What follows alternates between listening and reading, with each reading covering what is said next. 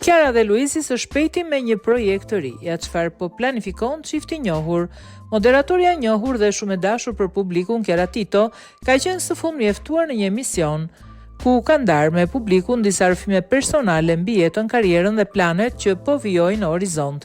Ish-banorja Big Brother Ripolbenia surprizoi me një lajm të ri duke zbuluar se së bashku me bashkëshortin e saj, Luizelli, janë hapat e parë të një projekti filmi që pritet të realizohet shumë shpejt.